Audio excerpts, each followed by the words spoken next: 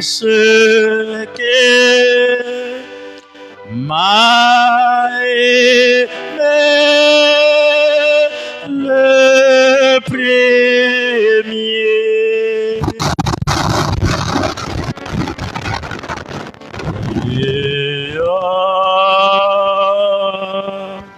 A dit mon salut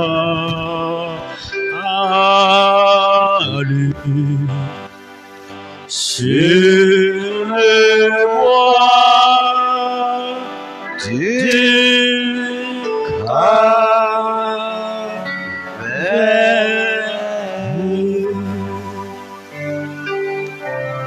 Au nom de Jésus, notre Dieu, nous voulons te remettre ce temps d'adoration ce soir. Nous prions, éternel Dieu, afin que tu nous ramènes à l'ordre de la parole. Parce que tu es Dieu et nul autre que toi n'est capable de nous tenir la main alors qu'il fait soir et l'obscurité est grande. Tu restes cette lumière sur notre sentier et cette riche bénédiction devant nous. Nous te remettons toutes choses souverainement. Au nom de Jésus-Christ. Amen. Alléluia. Des acclamations à notre Dieu ce matin, ce soir. Et nous prenons nos Bibles. Alors que nous sommes sur nos pieds, nous prenons nos Bibles dans le livre de 1 Samuel chapitre 8. On va aller rapidement. 1 Samuel chapitre 8. Tout le chapitre. Et il arriva que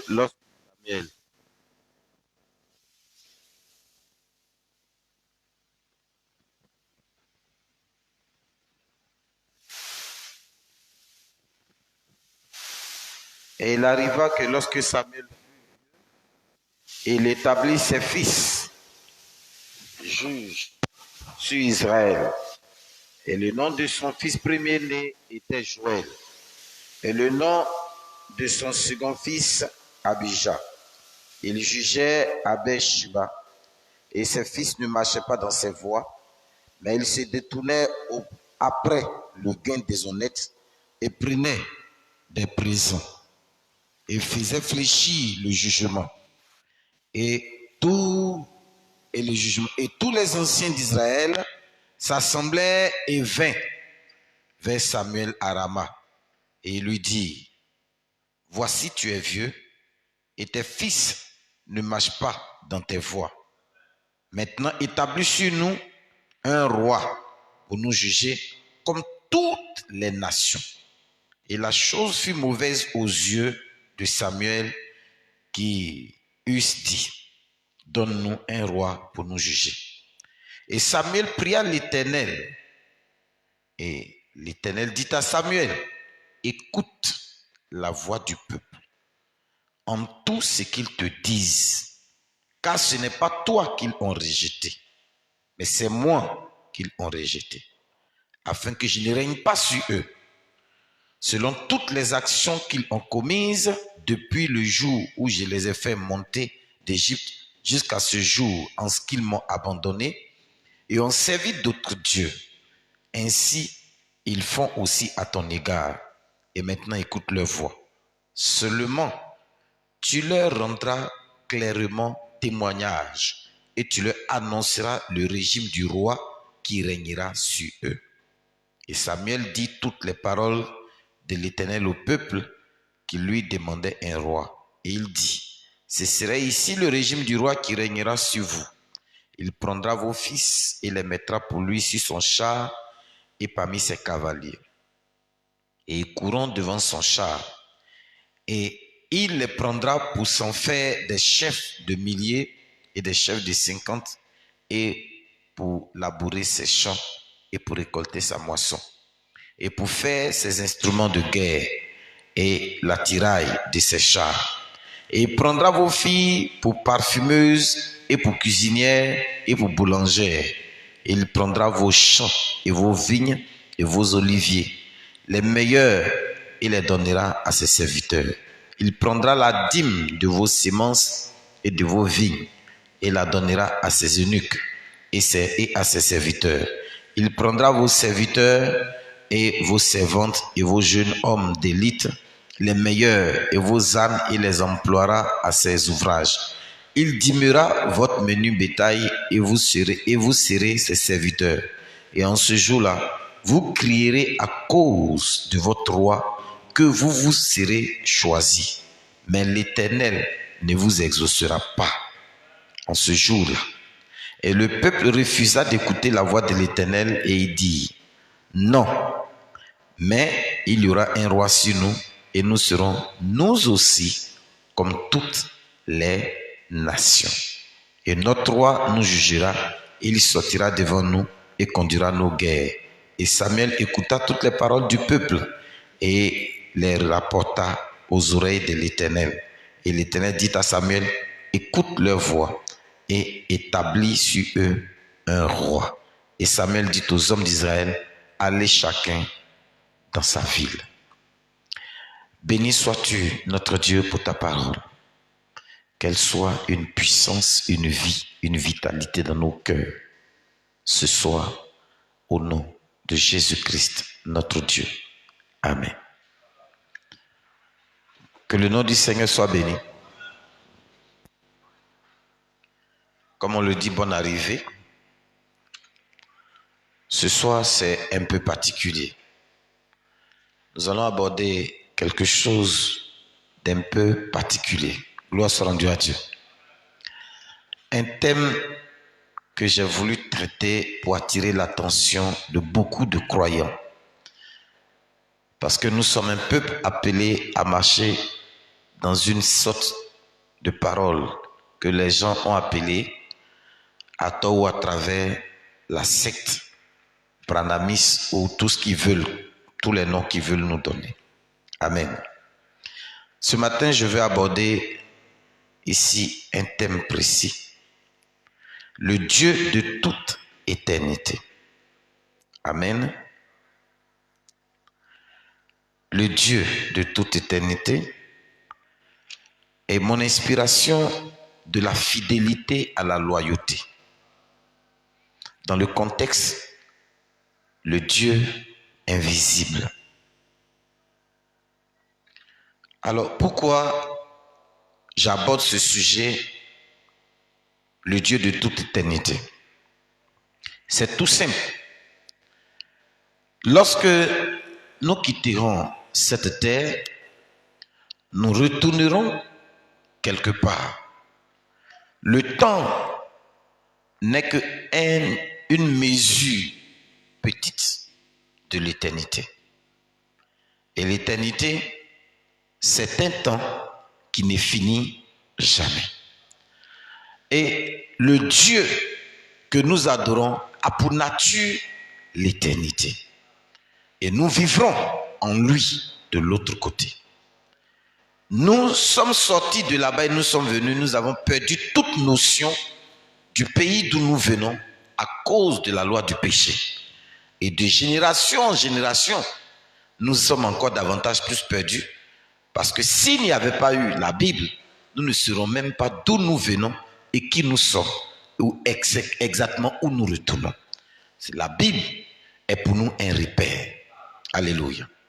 Et aujourd'hui, nous avons remarqué que après beaucoup de générations qui sont passées, la Bible elle-même, par la puissance et la force et les efforts que Satan lui-même a mis en place, a dilué la Bible et a jeté un doute sur la Bible, de sorte qu'aujourd'hui, la Bible même est devenue, pour certaines personnes, certains philosophes, certaines particularités, un livre de philosophie, un livre de contes ou un livre d'histoire. À un tel point qu'il y a même des frères ou des sœurs ou alors des croyants qui doutent même que Dieu est vivant et qu'il est puissant, qu'il est capable d'agir. Vous comprenez un peu? Et nous, Dieu nous a fait la grâce. Malgré toutes ces difficultés, il nous a fait la grâce et il nous a tirés de là et il nous a ramenés dans la parole. D'une manière ou d'une autre, nous lui devons toutes ces choses et lui dire gloire soit rendue en ton nom. Parce que c'est une grâce qui nous est ramenée là.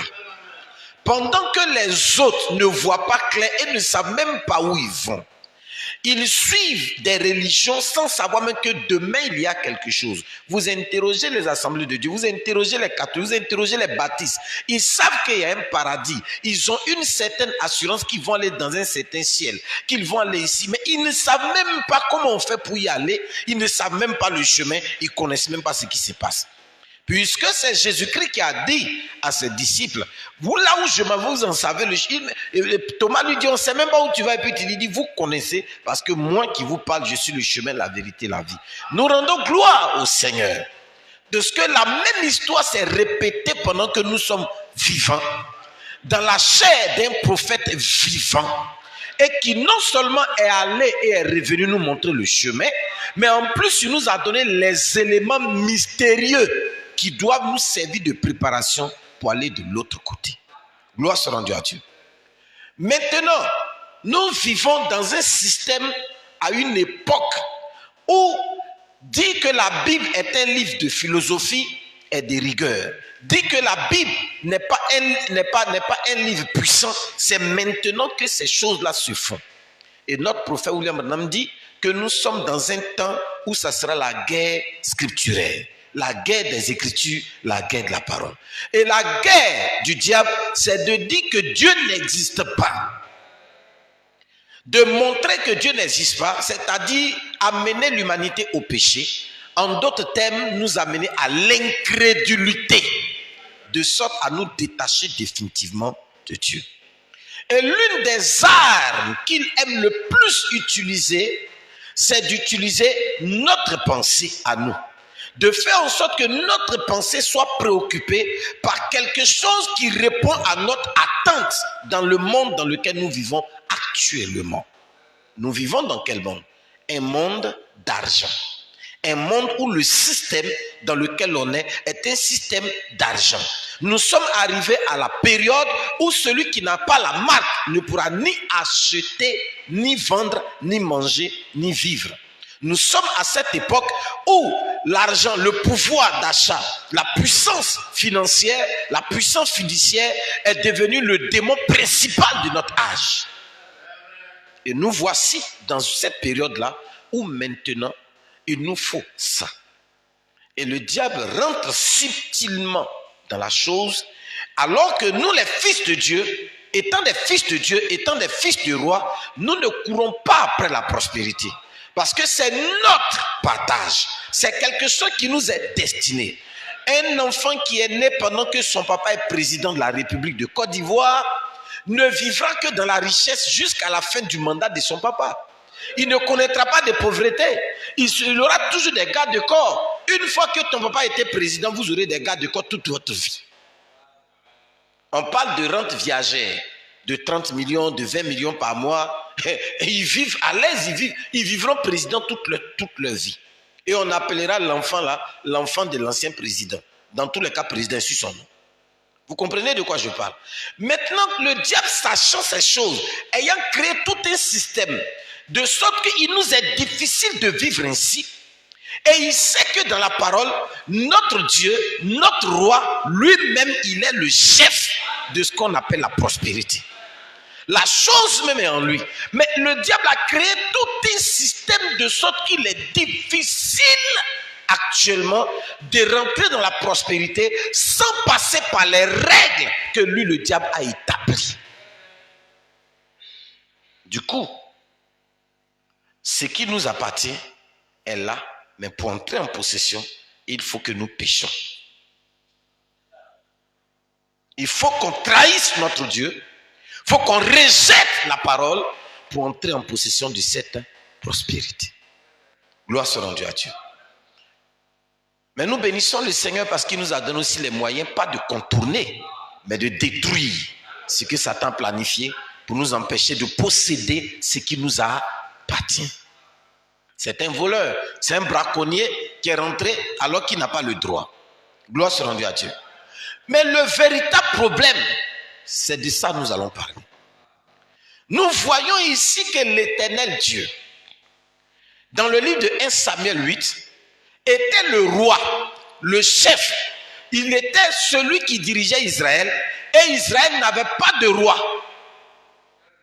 Israël n'avait que des chefs de guerre qui étaient des prophètes. Je répète ce que je viens de dire. Israël n'avait que des chefs de guerre qui étaient les prophètes. Et quand nous lisons la Bible, lorsque Israël devait mener une guerre avec Moïse, c'est Moïse qui était le chef de guerre, qui était à la tête et qui organisait la bataille.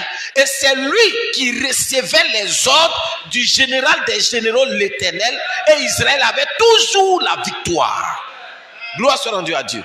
Israël vivait parce qu'il y avait un Dieu qui les conduisait. Jéricho était tombé parce qu'ils ont entendu la capacité du Dieu d'Israël. Frère, toutes les villes sont tombées parce qu'ils avaient peur. Le Dieu d'Israël était là-dedans, dans la guerre.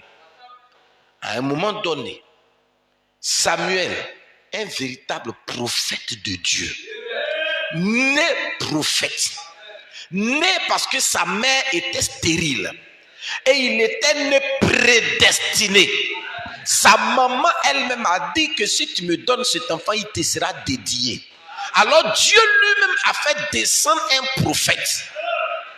Même quand il est mort et que la sorcière d'Endor est partie appeler qu'il est monté, la Bible dit que cette femme dit, je vois des dieux qui montent. Ce n'était pas n'importe qui Samuel. Mais quand il se faisait vieux, ses enfants, Joël et Abinadab, étaient devenus des démons possédés. Et ainsi, le fait que ton père soit pasteur ou prophète ne fait pas de toi automatiquement un fils de Dieu. Toi aussi, tu dois connaître ton expérience avec la parole, avec la colonne de feu, avant de prendre clairement sur toi la mesure de marcher dans les Écritures. Vous comprenez cela? Alors, les enfants de Samuel ont fait ça, le peuple d'Israël, qui vivait en toute sécurité, parce que le Dieu d'Israël était leur guerrier. Il était leur protecteur, il était leur roi, il était leur Dieu, il était tout ce dont ils avaient besoin. Si c'est manger, il leur donne. Quand il ne pleut pas ailleurs, il envoie la pluie chez eux. Quand il y a maladie, il les éloigne de là. Il les protégeait contre tout. Et il ne leur réclamait rien. Il ne leur réclamait qu'une seule chose. La dîme pour ses serviteurs. Amenez à la maison du trésor toutes les dîmes et les offrandes pour qu'il ne manque de rien dans ma maison. Que mes serviteurs mangent bien pour bien m'adorer, pour que je sois toujours présent. Vous, je ne vous demande rien. Le peuple s'est levé un matin et ils ont regardé pour dire, oh Dieu, oh, la dernière fois qu'on a vu le roi des Abrons qui est sorti, sa manière de défiler, non, il nous faut un roi. Donc on a vu le roi des Oué qui est sorti, son boubou, façon c'était rayé. Non, il nous faut un roi. Mais est-ce que tu as vu le guerrier des guerriers, même des Atiers, quand il a commencé à danser? Non, il nous faut un roi. Alors ils se sont entendus pour aller voir Samuel, pour dire Samuel, toi-même là tu es vieux, tes enfants n'obéissent plus à Dieu. Ils n'ont pas dit Dieu, ils ne peuvent pas dire que Dieu ne nous garde pas. Ils disent, toi-même tu es vieux et tes enfants ils ne font plus ce que Dieu dit. Bon, donc il nous faut un roi. Où est le lit? Les enfants de Samuel ne gouvernent pas, mais appelez l'Éternel qui vous donne un autre prophète. Mais ils disent on ne veut plus un prophète, on ne veut plus quelque chose qui soit lié à toi. On veut quelque chose qui soit lié à nous. Nous désormais, Seigneur, on t'abandonne. On retourne maintenant dans la politique. Nous sommes devenus LMP, RHDP. Ton affaire de Branham, tu es dedans là. Ton affaire de parole, tu es dedans là. Il faut garder ça pour toi. Nous là, on est là, hein, on message. Mais nous, on est RHDP, on est LMP, on est Babo ou rien. Ou bien quoi encore dans le pays là. C'est ça nous on va être. Quelles sont ces histoires? Message. Ces messages on mange. Et voici que ces hommes ont quitté. Et le Seigneur dit à Samuel, Samuel ne t'irrite pas. Ce n'est pas toi qu'ils ont rejeté. C'est moi qu'ils ont rejeté. Donne-leur un roi. Mais n'oublie pas de leur dire la loi du roi. qu'on vient de lire et vous verrez que dans la loi du roi, l'Éternel n'avait jamais appliqué ça. On ne va pas aller loin. On pourrait encore aller loin. Vous remarquez que chaque fois qu'ils rêvaient en guerre, il y avait toujours de la nourriture. Ils frappaient leurs gars, ils mangeaient tout. Dieu s'arrangeait toujours. Il ne manquait de rien. Mais ils ont préféré rejeter ça et venir sous le mandat du joug humain. C'est pour ça, le Dieu de toute éternité, qui est un Dieu qui ne change pas, a besoin d'hommes fidèles et loyaux. Et mon inspiration ce soir, c'est de la fidélité à la loyauté. Dans le contexte où notre Dieu est un Dieu invisible. Pourquoi j'ai dit le Dieu invisible? C'est parce qu'il a dit encore un peu de temps, le monde ne me verra pas, mais vous me verrez. Mais le vous, là, c'est celui qui aura expérimenté ce Dieu qui le voit. Celui qui n'aura pas expérimenté ne le verra pas. Alors ce matin, nous allons parler rapidement de la fidélité à la loyauté. La fidélité et la loyauté sont deux mots qui pratiquement se ressemblent. Mais il y a une différence. Être fidèle, c'est avoir une habitude comportementale, une attitude de venir toujours vers quelqu'un ou vers quelque chose, ou avoir l'habitude de faire quelque chose qui devient pour nous un comportement. C'est pourquoi on dit, il fréquente l'école. Parce que chaque matin, il quitte sa maison, il vient à l'école. Il retourne. Il vient à l'école, il retourne. Il est fidèle à l'école. On dit, les gens, ce sont les fidèles de l'église. Fidèles de l'église parce qu'il vient ici et il essaie de faire comme ce que nous voulons que l'église, que la Bible dit qu'il fasse, il essaie de le faire. Donc c'est un fidèle. On dit même c'est un membre de l'église. La fidélité, c'est un attachement à quelque chose. On est attaché à ça parce que cela a pour nous une certaine valeur. Et donc, on ne peut pas se passer de cette chose, on va vers cette chose parce qu'on a un certain intérêt, soit moral, spirituel ou physique dans la chose, qui fait qu'on ne peut pas se détacher de ça, on s'en va là-bas. La chose là a un intérêt pour nous. La chose là est importante pour nous. Donc, on ne peut pas se détacher, on est toujours lié à ça. C'est ça la fidélité. Je reste fidèle à ma femme, je reste fidèle à mon frère, je suis fidèle à Dieu. Quand on dit on doit venir à l'église, je viens. C'est ça la fidélité. Ces hommes étaient des juifs. Ils n'ont pas dit que l'Éternel n'est pas leur Dieu. Ils n'ont pas dit qu'ils n'adoraient plus l'Éternel. Mais ils ont dit au Seigneur, on ne veut plus de toi comme notre roi.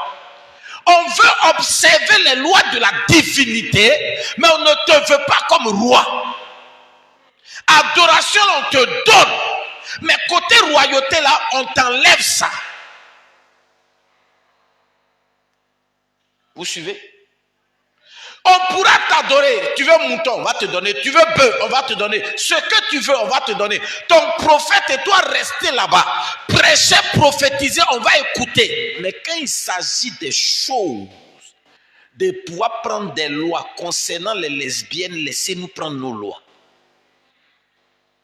Quand il s'agira de prendre les lois concernant les homosexuels, laissez-nous prendre nos lois. Quand il s'agira de prendre des lois pour voir si la femme sera l'égale de l'homme, Seigneur, mets-toi de côté, laisse-nous prendre nos lois. Quand il s'agira de dire que l'homme peut marier son ami garçon, garçon peut marier garçon, Seigneur, il faut te taire. Il ne faut pas parler dans notre chose. Laisse-nous, on va prendre nos lois. Et après dimanche, on va venir t'adorer. Est-ce que tu as compris? Samuel, il faut dire ça à Dieu. Dieu là, on n'est pas son petit camarade. Il n'a qu'à nous laisser. Nous, on va faire pour nous. On va faire nos bêtises. Et puis après, on vient l'adorer. Il n'a qu'à nous laisser comme ça. Ils étaient des fidèles. Ils payaient leurs dîmes. Ils payaient les offrandes. Ils envoyaient les moutons. Ils nourrissaient la maison de Dieu. Quand on dit Pâques, ils sont les premiers sapés de la tête aux pieds. Les parfums pouvant enrhumer toute l'église. Ils sont toujours là. Du 1er janvier au 31 décembre, c'est eux-mêmes dans l'église. Alléluia, gloire à Dieu. Yo, ya, wow. Ils crient. Quand on dit le pasteur a prêché, c'est là, il dit non, le pasteur a prêché. Alléluia. Non, le mois prochain, je vais augmenter ma dîme. Non, c'est un pasteur. Il est fidèle de l'église. Si on dit il y a une convention, il est le premier à dire je prends 10 hôtels. Je vais louer 10 hôtels. Je vais donner à Dieu. Moi, je travaille pour Dieu. Je travaille pour le Seigneur. Gloire soit rendue à Dieu. Mais écoutez, la loi sur les homosexuels, moi, je suis un grand homme de ce pays-là. On m'appelle à l'Assemblée nationale. Les homosexuels me disent, yo, bâtiment là, tu n'as pas construit ça. Non, on t'a dit ça. Nous, les verts, n'a pas laissé notre loi là passer, on ne te donne pas l'argent. Pasteur, à l'Assemblée nationale, c'est pourquoi nous les chrétiens, nous les croyants de celui-là, on ne peut pas être député, on ne peut pas être maire, ça ne passe pas. Moi, quoi, Joe? Je ne parle pas avec toi. Tu es mouton, je ne parle pas avec toi.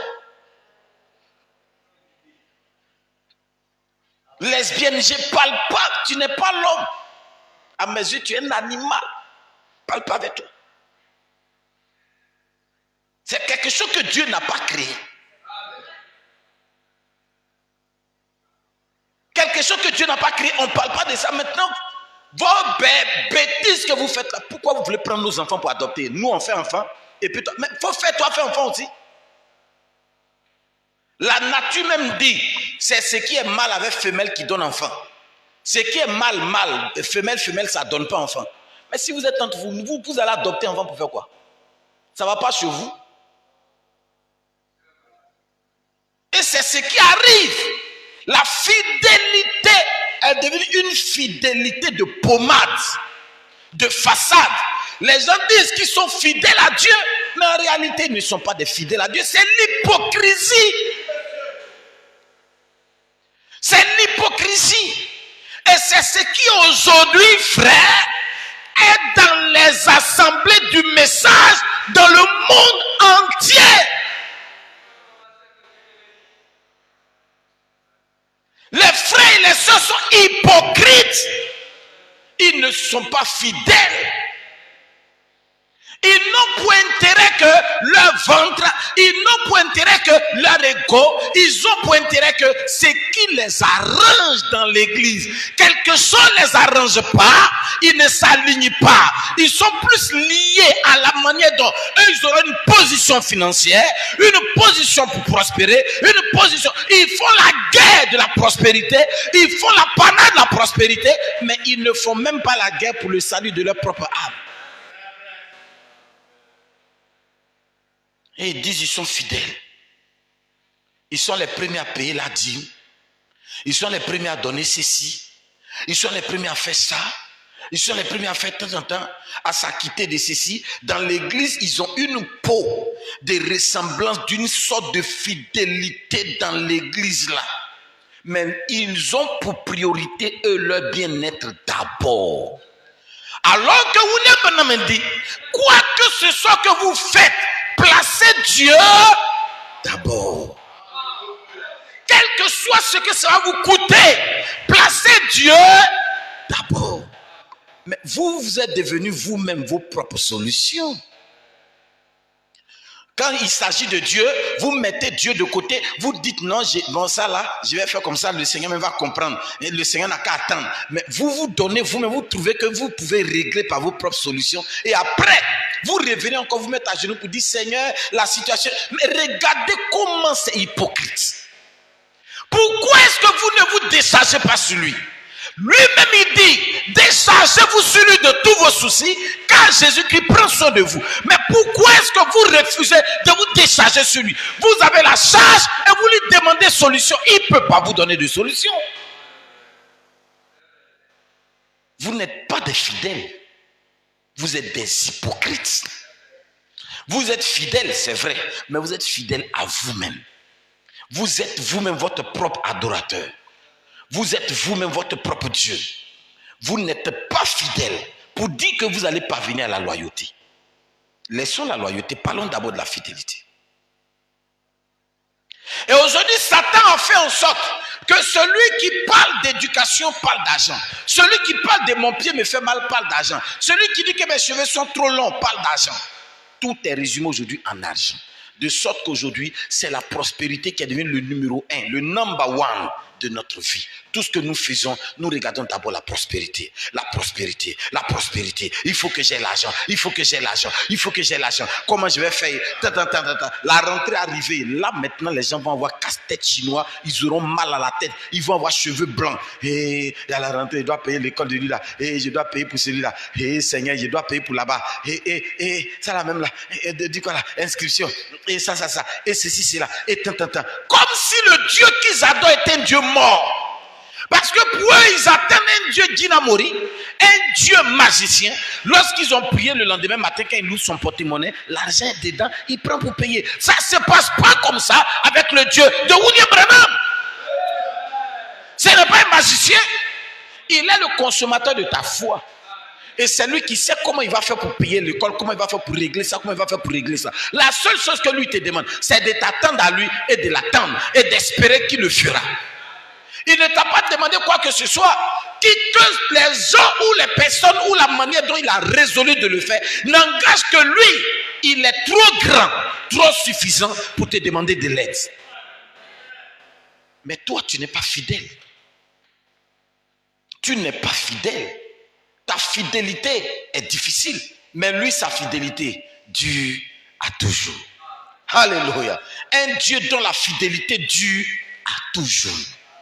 Mais remarquez, je ne parle pas des autres églises, Assemblée de Dieu, et tout ça. Là-bas, Assemblée de Dieu, quand tu donnes un chèque, on dit Alléluia. Monsieur Pessé vient de, le frère Pessé, aujourd'hui vient de donner un chèque de 3 millions. Tout le monde s'élève, bla. Et le frère s'élève. Oh, c'est rien. La semaine prochaine, il vient avec sa femme, il habille en tout or, sa femme avec des dentelles, des cheveux qui font des pyramides tronquées sur la tête. Il vient dire, le frère Pessé, Dieu l'a encore béni. Il vient de donner un chèque de 10 millions. Sa femme est là, et tout le monde. Et on les présente. Et ne dites pas mon nom, hein. Oh frère, on va dire quand même ton nom. Ça va encourager les autres. Non, sinon moi je n'aime pas qu'on dise mon nom. Il veut même qu'on a qu'à prendre un micro pour parler son nom. C'est ça même il veut. On a qu'à prendre un micro puis on dit le frère Pessé, il vient de donner.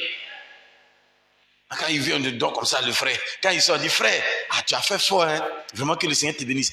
Amen. Toute la gloire revient au Seigneur. Menteur, hypocrite, orgueilleux que tu sois. C'est comme ça et ça, c'est arrivé aussi dans le message et il y en a plein de frères comme ça. L'argent que j'ai donné là, la dernière fois, il m'a donné 500 000, mais ils ont pris pour faire quoi? Ici là, si tu as donné 500 000, c'est fini. Si tu veux, il ne faut plus donner. Ce qu'on a pris pour faire là, ça ne te regarde pas. Ça, c'est pas ton. Il faut partir. Il faut prendre ton argent. Allez, il faut partir. Tu vas avec ton argent, Dieu va faire ça. Tu vas venir trouver ses faits. L'argent ne gouverne pas ici. Ici, il n'y a pas de Pessé ici. Quand j'ai donné mes 500 000 frères, puis quoi? 500 000 là, on a plus que ça. Donc, si tu veux, tu vas avec. Si tu veux, tu gardes. Bon, c'était juste une parenthèse. On revient. Vous voyez, frère, c'est une forme d'hypocrisie qui ne dit pas son nom. Et les frères pensent que parce qu'ils sont bénis matériellement, financièrement et ils ont la bonne santé, cela signifie que Dieu est avec eux. Cela signifie que Dieu les aime plus que les autres. Je vous ai toujours dit, et je le répète, restez dans la position dans laquelle Dieu vous a trouvé. Quand Dieu est en train de vous bénir, la position où il vous a trouvé en train de vous bénir, restez dans cette position. Parce que cette position lui plaît. C'est pourquoi il vous a béni là. Mais quand vous changez de position, il n'arrêtera pas de te bénir. Mais tu es en train de perdre ton âme. Tu es en train de perdre ton âme. Et au moment où tu vas te rendre compte, tu es déjà parti. Je ne parle pas de loyauté d'abord, je vais parler de la loyauté à la fin. Le prophète de Dieu dit dans la brochure, c'est moi. n'ayez pas peur. Prêché le 29 mars 60. Il dit, savez-vous que le Saint-Esprit est venu pour savez-vous quand le Saint-Esprit est venu pour la première fois? Le prophète répond, ce fut le jour de la Pentecôte, quand ils étaient tous à un seul endroit et d'un commun accord. Et alors, il vint du ciel un bruit comme celui d'un vent impétueux. Il leur a fallu être dans une bonne atmosphère. Et c'est ce qu'il nous faut aujourd'hui, frère. Nous sommes loin en arrière. L'église devrait être à des milliers de kilomètres plus avancée sur la route. Nous devons être à des milliers de kilomètres plus qu'à la Pentecôte. Mais aujourd'hui, on est en arrière. Parce qu'aujourd'hui, chacun court après l'argent. Son temps de prière est plus court que son temps de travail pour chercher des miettes. Et je vous ai dit ici que si quelqu'un veut être prospère, qu'il se lève tôt avant le lever du soleil. J'ai chanté ça ici des années. Jusqu'à ce qu'un jour, le pasteur Wassa, peut-être 3-4 dimanches, il est venu vous dire ça encore ici. Levez-vous avant que le soleil ne se lève. Domptez l'aurore. Domptez ça. Commandez à la journée tous vos besoins avant que la journée ne pointe du doigt. Si tu sais que tu ne peux pas, alors ne dors pas. Tu fais comme moi, tu veilles. Quand tu ouvres les yeux, tu ne sais même pas s'il fait jour, il fait nuit, mais tu sais que tu as veillé. La journée, il arrive même des jours où tu ne vas même pas loin, que la prospérité même elle-même vient te rencontrer. Vous voyez, frère? Et cette atmosphère-là nous manque. Ça nous manque énormément. Remarquez, regardez ce soir, nous sommes à l'église. Près de la moitié de l'église n'est pas venue. Pourquoi? Certains même sont à la maison. D'autres même autre chose. Que se venir adorer le Seigneur ce matin. D'autres même se donnent le prétexte pour dire, et le pasteur même, Dieu même, il sait que quand je quitte au travail, c'est loin, donc je ne pourrai pas être là à l'heure. Ils n'ont même pas le souci de dire que Seigneur, je vais courir, je vais me battre. Seigneur, oh Dieu, laisse-moi aller t'adorer. Il y a une adoration. Je veux seulement entendre un seul bruit de communion fraternelle. Un petit bruit. Ne serait-ce que quand j'arrive et puis on dit, j'ai pu embrasser un frère, j'ai pu embrasser une soeur. Je sais au moins, tu connais mon cœur. Tu sais que je veux adorer avec mes frères. Mais ça veut dire, le frère qui dit au moment, le Seigneur, c'est qu'il vient de te dire, adoration du soir, c'est pas un problème. Mais dimanche, je vais faire un effort pour elle. Dimanche même, il vient en retard. Tu es un chrétien du dimanche, tu n'es pas un croyant. Tu n'es même pas un fidèle, tu es un hypocrite, tu es un païen. Tu vois, frère? Des frères habitent tout près, mais pour venir à l'église, ils s'amènent au moment où le conducteur des cantiques est sur la chair. Non, c'était l'embouteillage. Tu sais très bien qu'il y a un embouteillage, mais tu préfères dormir puis quitter à 17h et arriver ici à 19h. Or, tu pouvais quitter à 16h, venir ici, prendre du temps devant la chaise pour prier ton Dieu. Mais tu préfères rester à la maison. Quel genre de fidèle à l'Éternel êtes-vous? Vous ressemblez exactement au peuple d'Israël. Donc en réalité, depuis que le Seigneur, ils adoraient le Seigneur, ils n'aimaient pas Dieu. En réalité, ils ne voulaient même pas que Dieu les couvert. Et ils voulaient simplement, ils veulent avoir la protection de Dieu. Dieu n'a qu'à leur donner l'argent, Dieu n'a qu'à les protéger, les garder. Et puis eux, ils vont devenir autre chose. Ça ne marche pas comme ça avec Dieu. Vous voyez, le prophète dit, quand nous prenons par exemple ce qui s'est passé l'autre jour en Afrique, quand notre précieux frère Billy Graham, quand ce hindou est venu là et a lancé un défi comme cela contre la parole du Dieu vivant, cela prouve qu'il nous faut une haute atmosphère au lieu de la théologie. Billy Graham, il n'a jamais prié pour quelqu'un qui a mal à la tête. Frère Branham dit, il nous faut une haute atmosphère. Mais gloire soit rendue à Dieu, cette atmosphère, William Branham nous l'a montré. Ce n'est pas seulement le pasteur Chaya, au jour de la ligne de prière, qui a reçu la capacité. Non, il est écrit en Marc chapitre 16, à partir du verset 15. Voici les miracles qui accompagneront ceux qui auront cru, pas le pasteur Chaya seulement, mais quiconque aura cru en mon nom, ils imposeront les mains aux malades. Alors frère, nous sommes tous appelés à cela. Oui, le prophète continue. On peut finir dans le temps. Il dit, nous avons besoin de la puissance du Saint-Esprit parmi nous et des hommes qui veulent s'en tenir à ce que Dieu a dit être la vérité. C'est l'atmosphère qu'il nous faut. Il nous faut la puissance du Saint-Esprit et des personnes qui vont respecter ce que Dieu a dit. Des personnes qui ont le code de l'éthique de l'honneur. C'est ceux-là qu'on appelle les hommes qui ont de la loyauté. Être un homme loyal, c'est quelqu'un qui s'en tient aux lois de l'honneur, qui a un code de l'éthique et de l'honneur, un code moral. Lorsqu'il n'est pas prêt à enfreindre une seule loi de son Dieu, parce que moralement c'est un problème pour lui. Il sait que mercredi, vendredi, dimanche, lui doit adorer. Il sait que ça passe avant tout. Donc moralement, il est disposé pour venir adorer son Dieu. Rien ne passe devant lui. Mais quand je vois, il y a quel ancien ici? Regardez, à part le diable, et puis les autres qu'on a envoyés dans les funérailles du frère. Les autres anciens sont où? Il n'y a même pas un seul ancien qui a réfléchi pour dire,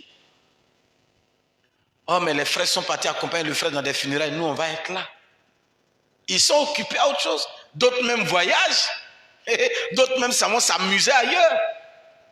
Ça c'est de l'hypocrisie. Et vous aussi, vous êtes dit que vous êtes des croyants du message. Et vous aussi, vous prétendez un jour dire, oh, ça va au ciel. Mais vivez votre ciel en même temps ici. Hypocrite. Vous êtes en train de mentir à vous-même. Regardez, écoutez ce que le prophète dit. Le prophète dit, se peut qu'en ce grand jour de prospérité, nous soyons tellement préoccupés par la prospérité que nous avons abandonné la chose essentielle. On est tellement... mon enfant lui là, ma fille lui là, comme ça. Frère, quand vous avez mis un enfant au monde, c'est pas à la rentrée que vous priez pour lui. Quand l'enfant est né, qu'il est dans ta main, puis tu es là, bébé, tais-toi, la nuit, et puis il fait pipi. C'est là que tu commences à prier pour ses études. Bébé qui est dans ta main, c'est là que tu pries pour son mariage, pour son éducation, pour tant, pour ceci, cela. C'est là que tu pries pour ça. C'est pas quand il est devenu grand, tu dis, toi, il te faut aller à l'université, bon, on va commencer à prier pour ça. Donc c'est que tu es un père, une mère qui a échoué. Parce que tu as eu le temps de le faire, mais tu as passé ce temps dormi. Mais oui. Quand tu regardais, non, 2 enfants, c'est rien. Il me faut 10. Quand tu dis 10, c'est que tu as les moyens, dans la prière, de garder ça. La femme de William Branham est madame le pasteur de la maison. Donc quand tu dis tu veux 4 enfants, il faut savoir que tu veux 4 enfants. On ne va pas rentrer dans les détails. Mais le monsieur que tu as marié, tu connais son caractère. La femme que tu as mariée, tu connais son caractère. Quand tu regardes le caractère de ton mari, puis tu regardes pour toi, c'est en fonction de ça. Toi-même, si tu es intelligent, tu demandes le nombre d'enfants. On met ça de côté.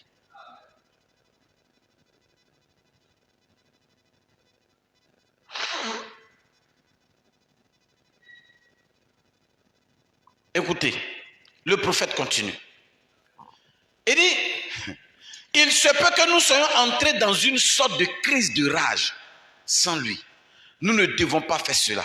C'est l'atmosphère. C'est un temps où il nous faut Christ. Plus que tout, c'est maintenant il nous faut Christ. Vous voyez?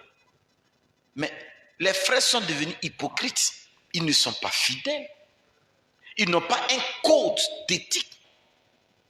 De la fidélité à la loyauté, il n'y a qu'un seul pas. Mais pour eux, c'est une éternité. C'est cette loyauté qui a poussé le Seigneur a fait errer Israël pendant 40 ans dans le désert pour qu'ils soient fidèles et loyaux avant de leur donner le pays en possession.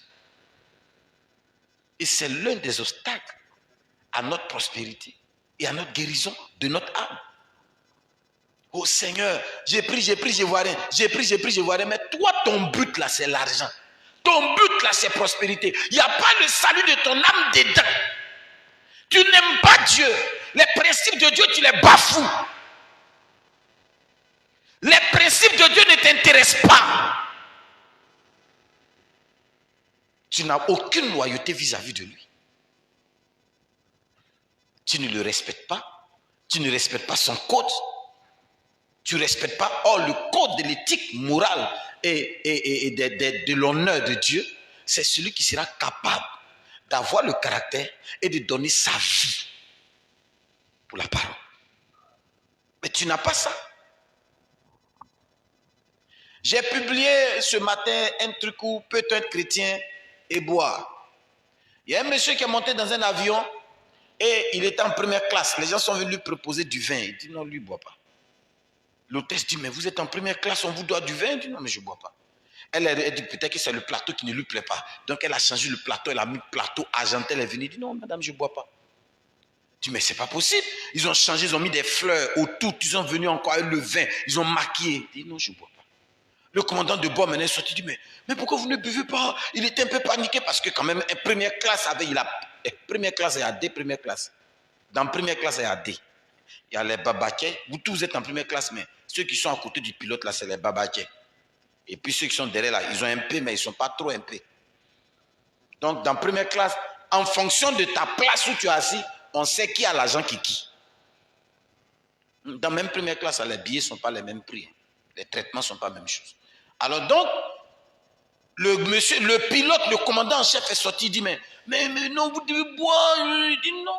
D'accord, j'accepte votre boisson, mais je la donne au commandant de bord, il n'a qu'à boire. Il dit non, mais lui ne peut pas boire. Il est en mission, il est en train de travailler. S'il boit, on va faire un crash. Il dit, monsieur, moi je suis en mission toute ma vie, sur terre, en tant que croyant. Si je bois, je vais faire un crash de ma vie. Si je bois, je vais gâter ma mission. Je ne peux pas boire. Le gars est resté comme ça. Vous comprenez, frère? C'est quelqu'un qui était en train de veiller sur sa vie tout le temps. Toi, tu veilles sur ta vie là. L'éthique de l'honneur, le code de l'éthique, tu veilles sur ça comment? Tu veilles sur ça comment? Tu ne peux pas brander, enlever ça. Tu es un grand chevalier en mission sur terre. Mais regarde comment tu te comportes. L'éthique morale même, en tant que chrétien, éthique morale, tu ne peux pas respecter ça. Tu n'es pas loyal. Tu es déloyal avec Dieu. Ce n'est pas possible. Je vais lire mes citations et puis on va revenir sur un peu, continuer sur l'inspiration. Le prophète de Dieu dit, dans la manière d'un vrai prophète, prêché à Arizona, paragraphe électronique 100, qu'il se tienne sur la colline aujourd'hui et qu'il regarde vers le bas, qu'il regarde à Jeffersonville les gens qui se disent chrétiens, qu'il cherche n'importe où en Amérique des gens qui se disent chrétiens, ses yeux ouïs par Dieu se rétréciraient de nouveau. Ses mains se tordraient dans sa barbe. Pourquoi? Il ne voit pas l'éclat et la prospérité que le monde voit. Il voit l'éloignement d'avec Dieu. Il voit la corruption morale des gens. Il voit la rétrogradation de la nation. Il voit la pourriture dans l'église. Comment pourrait-il faire autrement que rétrécir ses yeux et désirer y entrer pour mettre cela en pièces? Vous voyez, dans la communion à Middletown, prêché en 60.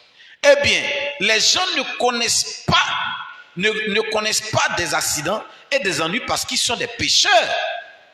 En effet, j'ai vu des pécheurs prospérer et aller de l'avant. Mais c'est sur base de la communion. Le fait qu'un homme prospère dans les affaires ne fait absolument pas de lui un chrétien. En effet, il y a beaucoup de pécheurs qui prospèrent, c'est vrai. Il est en train de parler de la communion. Oui. Quoi? Vous voulez quoi? Notre communion ne repose pas sur le niveau de prospérité auquel Dieu nous mène. Dieu te bénit. Mais il dit que notre niveau de communion ne repose pas sur le niveau de prospérité. Mais laissez-moi allumer le feu un peu. Parce que ce qui se passe dans les dénominations que nous décrions, c'est ce qui se passe à l'église. Le pasteur ne cause qu'avec ceux qui ont l'argent. Il ne parle qu'avec ceux qui ont l'argent. Et dans l'église, ceux qui ont l'argent parlent entre eux. Et c'est eux qui ont décision sur le pasteur. Mon Kwadjo, ton argent et toi allez en enfer. Oui, je te parle ça. Je te dis ça même. Toi et puis ton jeton, allez en enfer. S'il faut que tu sois pauvre pour être droit, sois pauvre et on va aller au ciel. Mais que ton argent ne soit pas quelque chose que tu vas mettre entre toi et moi. Non, pasteur, je suis venu te donner 2 millions, pasteur. Mais pasteur, mais je voulais te voir. Vraiment, si mon lieu de travail là, pasteur, j'ai chuté quoi. Aïe. Mais je prends les sanctions qu'il faut. D'ailleurs, la dîme même que tu viens de donner, c'est la dîme d'un païen. Je mets de côté. On appelle ça dîme impure. Ça, c'est dîme de corruption. Donc, tu envoies la dîme pour que j'accepte ton péché. Tu es malade. Ça ne va pas dans ta tête. Il faut mettre ta vie en ordre d'abord avant de venir avec dîme là. On t'a dit que sans ça, je ne mange pas. Quand tu me regardes là, c'est comme ça j'étais avant. Avant, j'étais mince. Le Dieu de Branham, il me nourrit. Donc, il faut garder ta dîme là-bas. Tu déposes dans ton coffre à pécher. Quand tu as fini de pécher et que tu seras devenu loyal avec mon Dieu, tu enverras la dîme. Alors elle sera pure. Il ne faut pas croire que tu vas me corrompre avec ta dîme. Pasteur, ici, venez à 2 millions. 2 millions, ça ne peut même pas payer 5 heures du faux bagne. Oui, actuellement, c'est hors septique cadavre. Si tu as ouvert le coffre, le cadavre du faux bagne, c'est que ça sent mauvais. Tu vas tomber malade. Mais 2 millions ne peut pas payer la moitié de son cercueil. C'est vrai bronze. Donc respectez les ministres de Dieu. Respectez le Dieu qui est derrière nous. Voyez-vous? Non, pasteur, vraiment, tu sais, il n'y a pas de tu sais ici. Et ici, si tu es milliardaire, c'est ton problème. Ce n'est pas parce que tu es milliardaire que tu auras droit à une place particulière dans le temple. Non, c'est l'heure à laquelle tu viens, c'est là où cette place t'a trouvé, tu t'assois là-bas. Aïe. Oh. Si tu es venu tôt, tu t'assois devant. Si tu es venu tard, tu t'assois là où il y a place, il n'y a pas place, tu te mets dehors. C'est pas parce que tu as l'argent que tu es rentré dedans. Non. Il y a des règles ici. Il y a des lois morales et éthiques que William Branham nous a laissées. Que tu sois sénateur Abshaw, frère Branham va pas aller dans ta maison. Toi, venir, il va te guérir de la sclérose en plaques. Aïe. Bon, nous, on est les petits de Branham. Donc, si tu n'as pas compris ça, il faut te convertir. Donc, cette fidélité que nous avons avec notre Dieu nous garantit une certaine éthique morale et puis un certain caractère qui fait que les gens nous reconnaissent comme étant des vrais fils de Dieu. Pas des personnes qui se laissent corrompre par l'argent. Et quand le frère il fait des bêtises dans l'église, il parle, on dit non, calmez-vous. Non, vous savez, le frère là, il est comme si, faut pas trop, donc faut pas l'énerver. Et puis si on t'a énervé, qu'est-ce qui se passe? Avion s'arrête pas en l'air. Quand toi tu te fâches là, tous les avions ne s'arrêtent pas en l'air. Donc tu te fâches pas, ça ne nous gêne pas. Non, si le pasteur fait ça, je vais quitter l'église, mais que le Seigneur t'accompagne. C'est moi qui t'ai amené ici. J'étais enchaîné. Et donc tu peux partir. Et c'est pour partir là, tu me trouves au bureau parce que je vais partir. On s'attrape les mains, on te bénit, tu t'en vas et puis c'est fini. Tu vas aller faire ça, il y a des pasteurs et ils aiment ça. Où on leur donne l'argent, ils acceptent. C'est ce que la Bible dit ici. La Bible nous dit ça ici. On va parler de ça tout à l'heure. Ça, ce n'est pas la fidélité. Marchez dans la fidélité correctement. Si vous aimez votre pasteur, que vous voulez prendre soin de votre pasteur, prenez soin du pasteur. Mais n'attendez pas en retour derrière l'argent que le pasteur change sa position pour vous. Toi, tu es qui pour qu'on change de position à cause de quelques billets d'argent? Tu n'es rien du tout. Si c'est à cause de ça, il ne faut plus donner ton sale argent là. Il faut garder ça pour toi là-bas. Ou plus donner. Ça, c'est les conneries. On n'est pas dedans, on n'a pas tant de ça. Mon prophète dit. Il dit, notre communion ne repose pas sur le niveau de prospérité auquel Dieu nous amène, mais sur le fait de venir sous le sang versé et de communier les uns avec les autres. Que le riche soit capable de prendre le bras de son frère qui est pauvre et de le mettre autour de lui, de l'embrasser, de dire que nous sommes même chose. Parce que le sang de Jésus, il n'y a pas le sang des riches, il n'y a pas le sang des pauvres. D'ailleurs, Jésus n'est pas mort dans une chambre climatisée. Jésus n'est pas mort dans un palais présidentiel. Il est mort à Golgotha où on crucifie les brigands, les rienneux, les rejetés, les méprisés, les voleurs, la racaille, les malheureux. C'est là-bas il est mort. Donc si quelqu'un n'est pas capable de s'humilier malgré son argent, malgré ce qu'il est, il n'est pas loyal, il n'est pas fidèle, il utilise le péché dans l'église et il devient maintenant un suppôt de Satan. Ça, c'est pas normal. De la fidélité à la loyauté, il n'y a qu'un seul pas. Mais quelquefois, cela nous fait tourner dans le désert comme le peuple d'Israël. Voyez-vous, frère, le prophète continue encore. Il dit, considérez Ésaïe, le prophète, en tant que jeune homme, il avait fait cela. Le grand roi préféré en ce temps-là était Osias, un homme juste, un homme bon. Il aimait Ésaïe, car il savait que celui-ci était prophète. Alors Ésaïe s'appuyait sur le roi. Tout ce qu'il désirait, eh bien, Osias le lui procurait. Et chaque fois qu'il désirait quelque chose, eh bien, le bon roi le lui procurait. Mais il arriva que le roi mourut. La prospérité ruine toujours les gens. Oui. Voyez-vous, le roi là, tout ce que le prophète veut, il donne. Quand le prophète dit, attention, il donne. Il veut Mercedes, on lui donne. Je veux ceci, on lui donne. Quelquefois, les frères se posent la question, mais pasteur, dans les autres églises, on fait asseoir les gens et puis on dit, mais le pasteur a besoin de ça, les anciens se cotisent. Mais toi, pour toi là, toi tu te débats toi seul, J'aime expérimenter mon Dieu. J'aime que mes choses viennent de par lui. Je ne veux pas que quelqu'un lève son doigt pour dire moi j'ai fait ça pour le pasteur, moi j'ai fait ça pour le pasteur. Si tu commences par faire ça, il y aura un faux lien entre nous. Tu vas croire que je te dois quelque chose. Tu vas croire que je dois forcément te caresser dans le sens des poils. Or, même te caresser dans le sens contraire des poils, même je ne veux pas. Moi-même, je vais te blesser avant.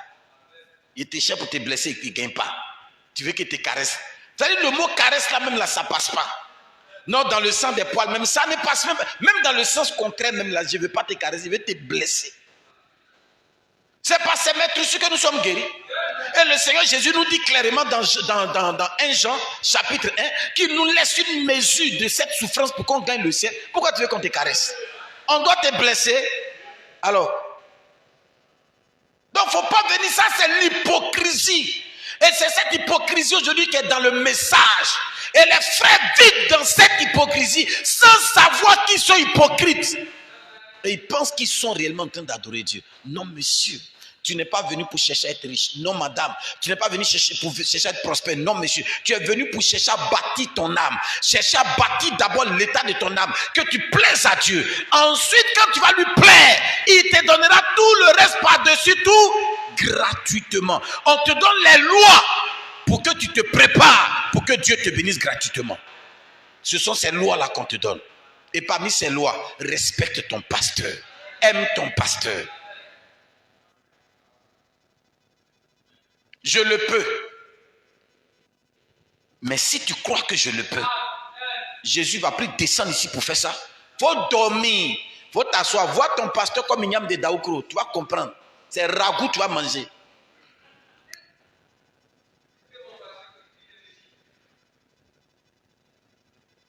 Qui va venir te dire ça? Qui va venir te dire que c'est ça qui est là?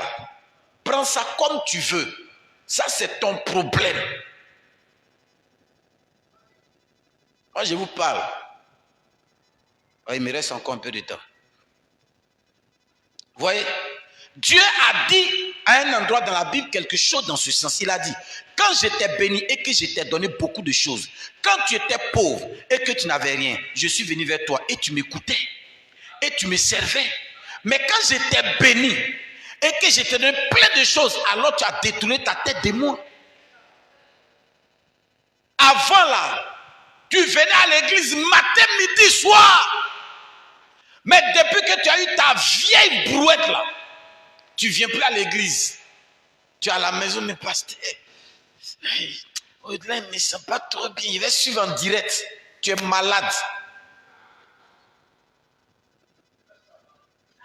Je ne suis pas content. Hein? Je ne suis même pas content. Vous êtes, dans ta tête là, tu es devenu tong-tong. Il y a quelque chose qui ne va pas dedans là-bas. Ta brouette de fer là. C'est ça qui t'a dit. Non, pasteur, ceci, c'est là. À l'époque, il n'y avait personne à l'église ici. C'était les bancs. La chaire était derrière là-bas. Je venais m'arrêter et puis je prêchais au banc parce qu'il n'y avait personne. Quelquefois, je viens, il pleut. Et puis je suis seul. Ma femme est en train d'habiller. Il n'y avait que Junior et puis Chifa seulement. Habiller les enfants, ça prétend que la pluie s'arrête pour venir. Je viens, la pluie ne s'arrête pas, le vent était là. Mais moi aussi, je prêche à mes bancs. Et fin de prêcher, je ramasse les bancs, on plie les bâches. Et puis, allez, on est devant.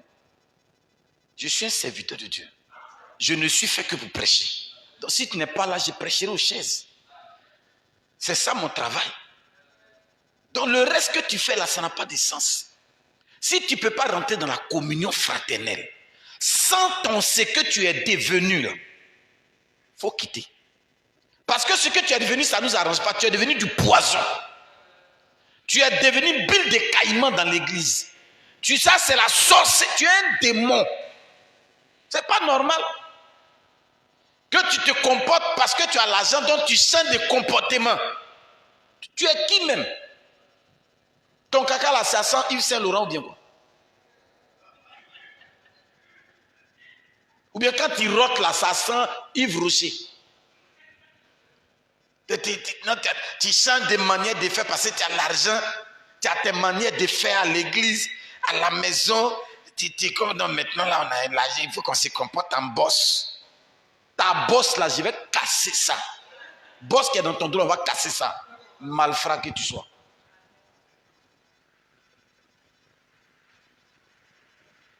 Et ça, c'est un comportement sale.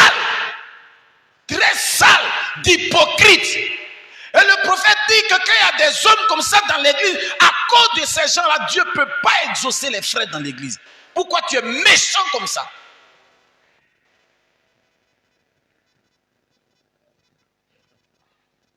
Vous voyez? Tu étais pauvre, tu courais, tu venais à l'église en transpirant. Même les jeudis où on a dit aux anciens, venez, on va intercéder ici, jeudi, là.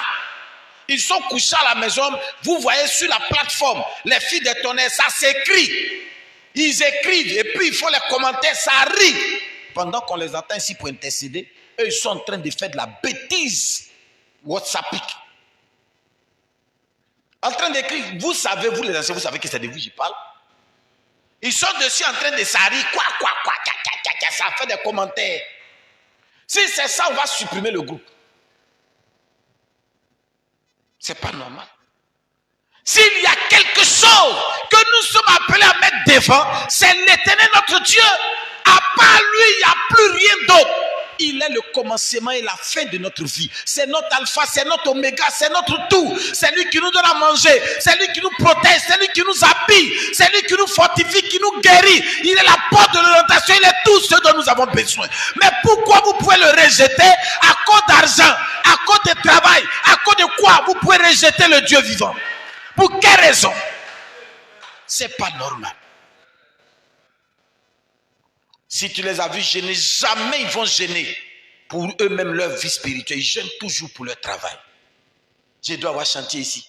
Et je dois avoir marché ici. Je dois avoir ça ici. Je dois avoir... La main de l'Éternel n'est pas trop courte pour te bénir. Mais lui, il voit devant. Frère, au début de mon ministère, je pleurais devant le Seigneur. Oh, mais Seigneur, pourquoi tu bénis pas lui là? Seigneur, bénis-lui là. Oh, Seigneur, bénis-les. Oh, bénis-les. Oh, je pleure. Hé, quoi, Joyago? Si elle savait ça. Des gens, on a jeûné, prié pour ils sont venus en témoigner si on est milliardaires. Ils se sont arrêtés sur Goudron pour m'insulter. Ils vont me frapper. Hein? qui? D'autres même disent, oh, toi, Chaya, toi, tu m'as apporté le message quand? Toi, tu es qui? Tu es qui? On va là-bas, chien là. Je suis devenu ton chien aujourd'hui. Tu as oublié mes genoux qui étaient à terre quand tu as oublié. J'ai compris que ce n'est pas pour tout le monde. On prie comme ça. Il faut voir d'abord s'il est fidèle et puis s'il est loyal. Maintenant, s'il est fidèle, qu'il est loyal à ton Dieu, tu vas maintenant causer avec le Seigneur. Seigneur, lui là, il est fidèle, il est loyal. Hein? Si tu l'as béni là, tu fais. Mais toutefois, selon ta... Aïe. C'est avant là, on est sur les pieds du Seigneur. Seigneur, il faut faire. Si tu n'as pas fait là, Seigneur, il faut faire. Seigneur. Maintenant, on vous a compris. Et on a compris aussi que si tu veux, tu fais pas. Dieu, il a d'autres portes pour bénir son serviteur. Ça, c'est avant, on n'a pas compris ça.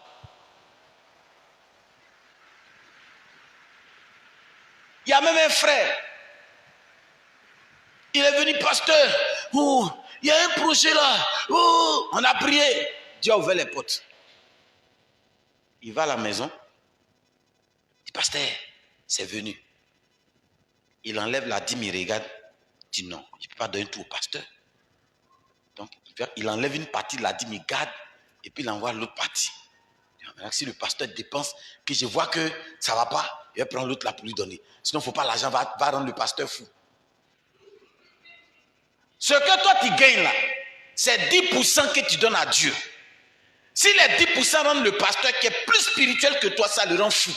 Et les 90%, toi, ça te rend comment? Toum, toum.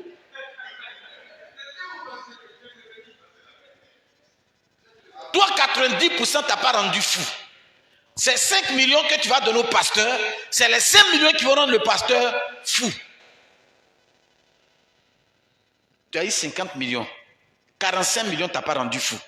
Mais c'est 5 millions qui vont rendre le pasteur fou. Il ne faut pas le pasteur péter les plombs. On va continuer de prêcher, on va avoir beaucoup d'argent. Ça ne se passe plus comme ça, c'était avant. La République a changé. Nous sommes dans la refondation. Mais oui, frère. Il y en a beaucoup qui disent, si tu vas à l'église du pasteur Chaya, là, frère, il a une onction qui prospère. Ils sont venus, ils ont prospéré. Mais ça, c'était les ambassadeurs. Les autres, oui. Tu viens, tu fais tes choses, je te regarde. Tu es fidèle à mon Dieu, à la colonne de feu. Tu prouves ta loyauté à la colonne de feu.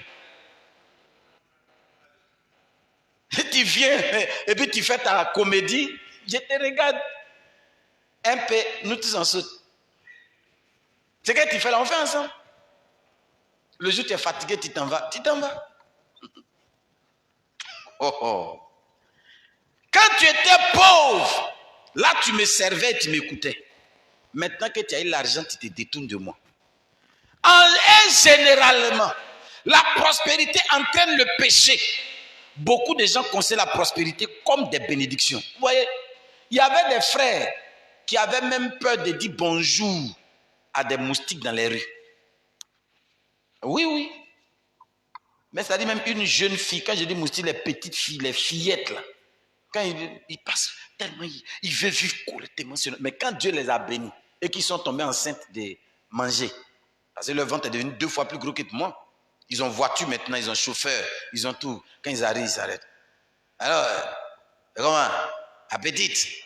On commence maintenant à prendre les filles, à aller à l'hôtel. Il y a plein de frères taximètres qui les rencontrent. Oui. Ils mettent casquette, lunettes noires avec culotte. Puis ils mettent basket. Et il s'en va prendre une païenne. Cheveux là ici. Ils sont en taxi. Les frères, actuellement les frères taximètres là sont pas là. J'allais poser question à un. Il va te dire oui. Et le frère dans la voiture, puis pendant que sa femme est à la maison, il dit les frères en Christ du ce message. Oh, quel blasphème! Et sa main est sur comme ça la fille. Puis il cause. Tu sais, oui, à droite. Ouais, rentre. Parce qu'il y a les hôtels, maintenant les voitures rentrent. Jusqu'à dans la chambre. Ça rentre dans la chambre, il rentre dans le... Mais le frère, c'est qu'il te connaît avant. Il sait que celle-là, ce n'est pas ta femme. Maintenant, où vous êtes rentré là? C'est ta maison. Vous descendez, on voit quelqu'un qui vient, tu donnes l'argent rapidement, on te donne ticket. Et vous montez à l'escalier pour aller dans la chambre. Et tu dis au taximètre, demande ton contact, va tourner, tu vas venir. Mais quand Dieu met beurre dans tes yeux, c'est un frère, il est là et puis tu lui demandes, il te donne le numéro est dans ton téléphone. Et puis tu ne sais même pas. Le frère s'est tourné quand tu vas, allô, on a fini, viens nous chercher. Il vient, tu remontes, il va, il te dépose. Tu lui payes l'argent quand tu fais bonus pour lui donner. Mais quand il te demande l'argent ici, sous le manguier, tu ne donnes pas. Et le frère vient, pasteur. Je vois le frère là, il est venu à l'hôtel. Il dit, reste tranquille. Dans 2 semaines, tu vas voir qu'il va quitter l'église. 2 semaines après, Vous pensez qui a fait? C'est le pasteur même. Ça là, on garde l'église. Oh Seigneur, ôte le péché du milieu de nous. Il faut enlever le péché du milieu de nous. Et le péché est parti. Gloire à Dieu! Il y a moins de péché. Mais pourquoi tu veux faire ça? On a besoin que l'église soit... Et puis, ils vont contaminer. Toi-même, tu ne sais pas qu'un grain d'arachide qui est pourri contamine les autres. Mais tu es pourri là, on te dit qu'il faut changer, tu ne veux pas changer. Donc, on demande au Seigneur de t'enlever gentiment et de t'envoyer dans une église où on accepte ça. Il y en a. Tu vas là-bas et puis, vous êtes ensemble, le pasteur lui-même vous croisez. Quand tu croises, shalom. À toi, tu es à quelle chambre? D. À moi, je suis à la 3. Hein. Quand il finit, shalom. Ah, mais celle d'aujourd'hui, elle était belle. Mais la dernière fois, ton pasteur, il t'a du goût, hein, la dernière fois. Il faut me faire la passe. Bon, tiens, voilà son numéro. Ça existe. J'ai dit, ça existe. Ils font ça. Dans Côte d'Ivoire ici. Mais ne venez pas faire ça ici. Donc, si vous êtes prospère, et que votre prospérité deviendra pour vous quelque chose qui vous conduit au péché. Il faut sortir. Sors de là avant que moi, je ne commence à prier pour toi.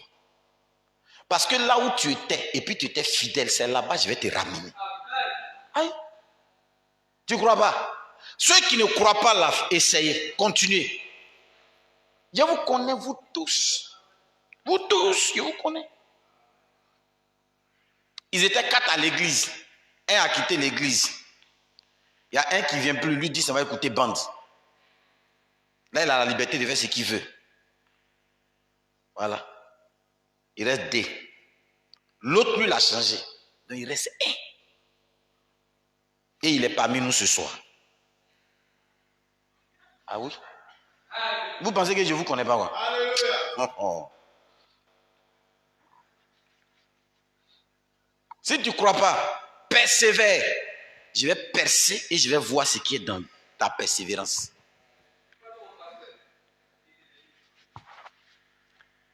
Il n'y a pas d'amen, encouragez-moi quand même, frère. Mais voilà. Si elle disait tout à l'heure, je peux, tu le peux. Alléluia, vous allez sauter tout de suite. Il n'y a pas je peux ici. Aujourd'hui, là, c'est toi qui peux. Il faut quitter dedans. Sinon, tu vas voir le je le peux là. Je vais prier vrai même. Tu vas revenir derrière. Ah, je t'aime trop pour te voir dans le péché. Tu vas revenir derrière. Où tu gagnais 45 000 là. C'est là-bas que tu vas revenir. Oui. Là, quand c'est comme ça, souvent tu m'appelles. Parce qu'il faut prier. Prier ça là, je vais faire. Maintenant, je change la prière.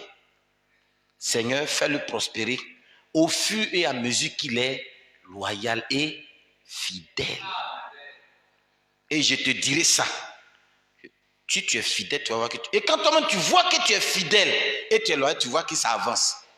Donc, tu es obligé de rester dedans. Parce que si tu as amené Agnès avec Christine dans ton affaire là, tu régresses.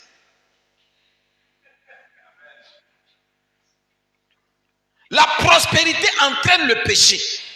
Beaucoup de gens considèrent la prospérité comme des bénédictions. Elle pourrait l'être si nous pouvions bien la gérer. Lorsqu'un homme est prospère, laissez-moi vous dire pourquoi Dieu rend quelqu'un prospère. J'ai prêché ça ici. Il ne te rend pas prospère pour toi.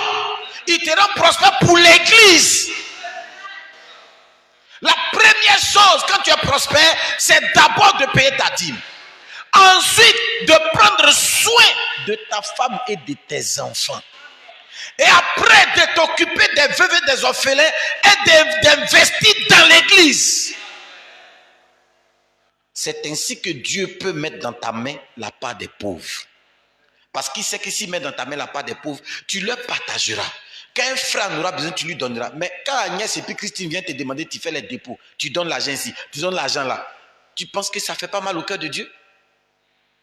Et il y a des frères ici qui ont besoin juste de 5 000. Là même où je vous parle actuellement, là, il y a un frère qui va chasser de sa chambre à l'université. Parce que ça fait 2 mois qu'il n'a pas payé, ça fait 7 000 il n'a pas payé sa chambre. Dans la semaine, ils vont le chasser de sa chambre. On a besoin seulement de 14 000 pour lui donner. Mais toi, tu as donné combien à Christine et puis à Agnès? Sorcier, diable! Si elle pouvait te chiffrer. C'est la sorcellerie. Et tu es content. Tu es content. Soukoubou, tu es content. Mais comment quelqu'un peut être diable sorcier comme ça? Vous voyez, frère? C'est pas ça. Il dit, si vous ne savez pas bien gérer, elle pourrait l'être si vous pouvez bien la gérer. Mais généralement, elle mène au péché et déshonore Dieu. Cela vous rend déloyal. Si Dieu vous rend prospère et que vous savez que vous n'avez pas la carrure de gérer cette prospérité, allez voir votre pasteur. Dites-le lui. Il a assez d'huile pour déposer pour que vous soyez capable de gérer ça. Des frères ont été honnêtes, ils sont venus me voir. Ah, pasteur, des jours là, Dieu a versé sur moi. Mais quand je suis là, je ne sais pas, je veux faire des choses façon. Viens t'asseoir. Tu as combien en compte? Il a dit. Prends ça, fais compte bloqué tant. Bloque ça ici. Fais comme ça. Telle année. Écris tant pour ajouter pour que ce soit indébloquable. On a fini. Il s'est retrouvé. C'est comme si quelque chose l'a quitté. Je dis, pasteur. Je lui ai dit, quand la Bible dit que maman est un esprit, ne pense pas que c'est un jeu. Lui-même dans ses rêves les plus fous, femme qui ne peut pas draguer, c'est ça qui vient le draguer. Il dit, hein? Donc maman, il dit, oui, maman même prend les femmes pour venir. Dieu merci n'est pas tombé. Et jusqu'aujourd'hui, il est tranquille. Dès qu'il a l'argent, pasteur, j'ai fait la répartition, j'ai dit que Dieu te bénisse. Et il est tranquille dans son coin. Il vit d'une telle façon que il est difficile encore pour le péché de s'approcher de lui. Aujourd'hui, il est en train de construire sa maison. Il est en train de bâtir sa maison. Pasteur, je vais payer une voiture. J'ai dit, pas de question. Il dit, pasteur, tu as parlé, je ne fais pas. Il est en train de bâtir sa maison. Avant, tu m'as appelé, il dit, pasteur, il paye un nouveau terrain. J'ai dit, mais c'est quoi, c'est quoi? Il dit, paye. Demain, c'est un frère qui peut être un bon diacre ou un bon administrateur. Parce qu'il a le caractère. L'argent ne lui dit rien. Il utilise l'argent pour les choses de Dieu. Et il sait où il place l'argent. C'est un frère. Quand je lui dis, frère, il y a telle famille qui n'a pas mangé. Il fait les dépôts et on ne sait même pas qui a fait le dépôt. Les gens pensent que c'est moi, mais c'est lui souvent. Un jeune frère de l'église. C'est de ça on parle. Il est fidèle. Il ne fait rien sans consulter Dieu. Toi, quand tu as l'argent, c'est toi-même qui te consultes. Sorcier. Ouais, on continue. À son époque, le royaume d'Israël était prospère. Il avait conclu une alliance avec tous les pays voisins. Et comme Israël s'était vraiment assoupi dans le péché, il s'était éloigné de Dieu et s'était éloigné de ses commandements et de ses préceptes et s'était totalement déchaîné. Les femmes se promenaient dans les rues vêtues de leurs beaux habits indécents. Les hommes passaient le temps à jouer à l'argent et à boire. Les débits de boissons en bord de route, comme nous les appellerions aujourd'hui, les lieux de loisirs, étaient grands ouverts dans la rue. Le prédicateur ne faisait pas cas du péché. C'était grand ouvert là, c'était une belle ville, un grand centre touristique, grand ouvert. On ne réprimandait plus le péché. Du haut de la chair, le péché avait libre cours. Chacun fait ce qu'il veut. Mais ici, là, c'est le message d'Élie. Le message d'Élie. C'est ça, on prêche ici. Si tu sors et qu'il y a le vagabondage sexuel partout, ça, c'est ton problème. Mais ici, Élie va te taper, espèce de Jézabel. Ton visage peinturé, on va enlever ça. Il n'y a pas péché ça là ici. Les femmes se promenaient dans les rues, ainsi de suite, ainsi de suite. Il continue encore. Il dit, oh là là, cela correspond si bien à notre jour. Je pense que cette grande ville, comme je la revois, la grande ville là-bas, comme elle était complètement livrée, et elle avait une grande économie et tout, elle était prospère, et les gens pensaient qu'ils étaient tout à fait dans la volonté du Seigneur parce qu'ils prospéraient. Mais ils ont découvert que Dieu n'est pas toujours l'auteur de la prospérité. Non, Dieu, parfois, quand la prospérité entre dans les églises, celle-ci s'éloigne de Dieu. J'ai dit, voilà des anciens pleins qui ne sont pas venus aujourd'hui, les soirs à l'adoration. Il y en a même qui ont voiture pour venir, mais préfèrent rester à la maison. Et puis sur ça, en direct. Quand tu avais tes pauvres petits pieds, secs, tu courais pour venir à l'église.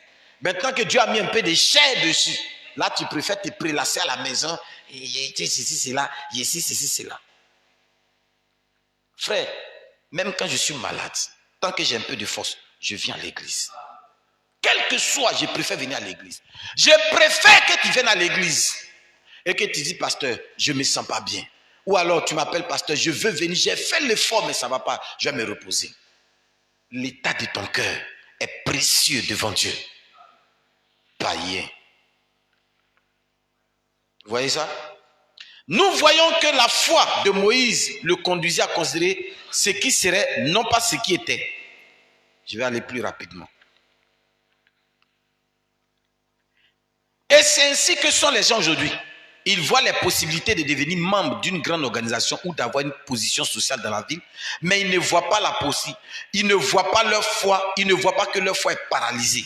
Laissez-moi répéter cela, afin que cela ne soit pas mal compris. Les femmes aujourd'hui, comme je l'ai dit, veulent agir comme les stars du cinéma. Les hommes aujourd'hui veulent agir comme les comédiens à la télévision.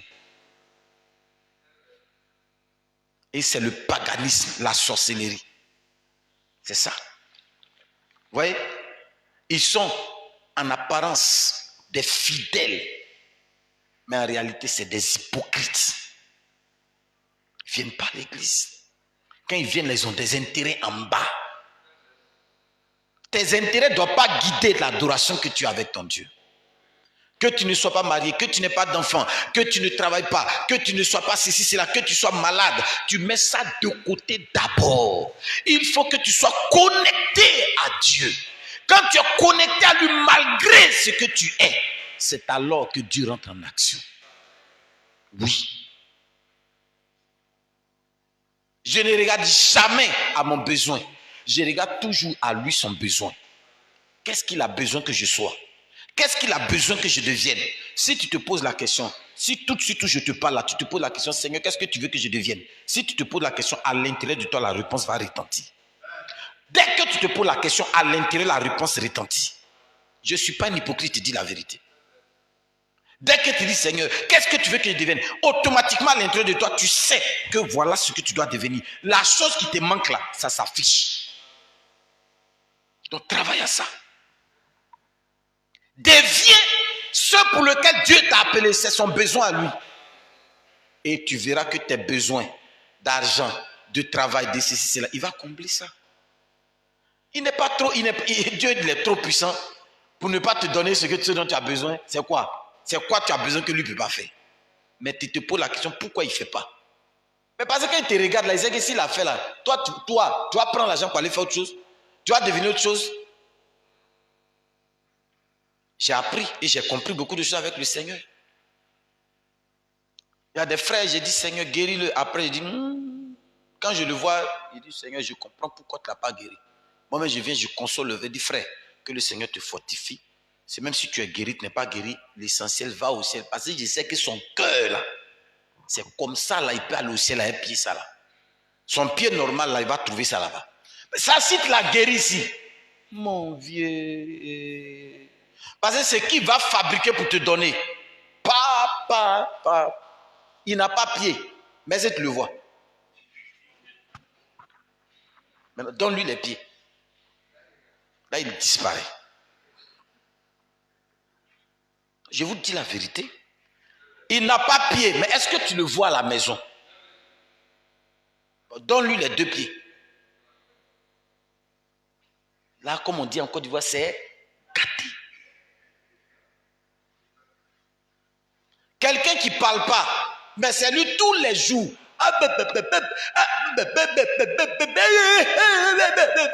Il ne parle pas, mais regarde déjà ce qu'il fait. Il n'y a pas un endroit où tu vas arriver, tu ne le vois pas. Et si on a fait paix, il faut parler. Quelquefois, quand il y a des choses que Dieu ne fait pas, il faut comprendre. Dis, ah Seigneur, que ton nom soit béni. Vraiment, Dieu, tu es omniscient. Tu es vraiment Dieu. C'est pourquoi tu fais ça. Et souvent, on dit, oh, qu'est-ce qu'il a fait? Le monsieur fait pitié quand même. Dieu n'a qu'à lui donner parole et paix. Il n'a qu'à parler. Oh, Seigneur, s'il pouvait parler. Ah, s'il peut parler. Parce que s'il pouvait parler, toi, tu vas mourir de crise cardiaque. Injure, premier injure qui va faire sortir pour te donner. Même si on fait acide concentré pour te laver, ça ne peut pas enlever. Hein? Mais déjà, même quand il te parle, même là, tu sens même les injures qui sortent dans ça, mais toi-même tu es déjà fâché. Ça, c'est ils ont fait photocopie. C'est ça qui est là. Mais si l'original arrive, Dieu, frère, bénis Dieu lorsque tu vois certaines choses qu'il fait. Il s'est fait normalement. Dieu ne se trompe pas. Hein? Dieu ne se trompe pas. Hein? Nous, là, on est coup de taille. Dieu sait pourquoi. Si on était grand, c'est pas bon. Il nous a fait court. Voilà. Les gens sont minces. Tout ça, là, il n'y a pas de hasard. Dieu, il est trop fort. Il a tout réglé, ordonné, tout est parfait. Laissez les gens qui sont bobos, les gens qui sont comme si, des gens qui sont pauvres. Il y en a, ils sont pauvres. Dieu, il pleure. Puis Dieu dit, je ne te donne jamais l'argent. Et c'est pourquoi. Eh ma soeur, tu as 200. Tiens 100 francs, il prend 100 francs. Tous les jours, j'ai 300. Tiens 150. Tu dis, mais le frère là, il est d'un bon cœur. Tu ne savais pas. Il avait 20 000. C'est 500, il a fait monnaie. Et puis il est venu te donner 200, il a pris 200. Pour que toi, tu crois qu'il est un bon frère. Oh. Frère, nous, on est pasteur, on voit ça. Il a l'argent, puis tu dis, frère. Et puis il vient dire, oh frère. C'est tout ce qui est là. C'est 5 000. Mais comme tu es mon frère là, prends 3 000, il va prendre 2 000. Si il a fait ça, il ment. Ça veut dire qu'à la maison, il y a plus que ça. Si tu as donné 3 000, puis il a pris 2 000, c'est pas, il y a plus que ça. Sinon, dans le temps de Ouattara, tu vois où on est, 5 000. Si tu as trop donné, c'est 2 000 bien 1 500. Et puis il prend le reste. Mais ici, tu as donné 3 000, c'est versé à la maison. Mais là, il te donne ça pour te dire, frère, lui, c'est un bon frère. Mais c'est un bon hypocrite. Il n'est pas dans la communion fraternelle. Il doit te dire, frère, moi je n'ai que 5 000. C'est ça qui est la vérité. Vraiment, il ne peut pas tout te donner. Tu vas prendre 1 000 francs, il va prendre 4 000. C'est honnête. Ah frère, j'avais 5 000, il vient de donner 1 000 francs au frère, les 4 000 là. Il m'a déposé à la maison, c'est l'un des popotes. Je ne peux pas encore te donner dedans. C'est plus honnête que de faire croire aux gens que toi tu es un amoureux fraternel. Oh, tu es un hypocrite méchant. Donc Dieu sait qu'il ne peut pas te donner l'argent. Mais si tu as donné l'argent, non seulement tu vas commencer à escroquer les frères pour ajouter sur pour toi. Ouais frère.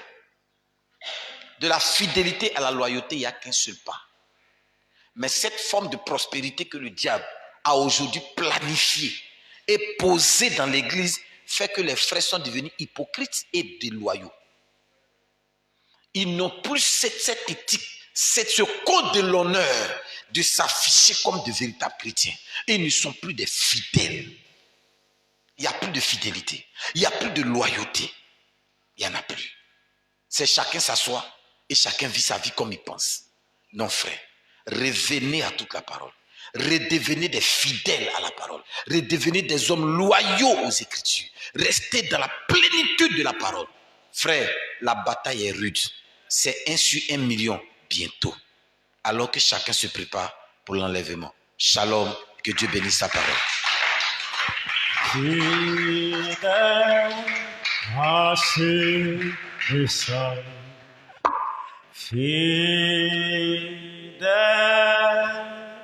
à ses messages, fidèle à ses messages, je suis fidèle à ce message. Fidèle à ce message. Fidèle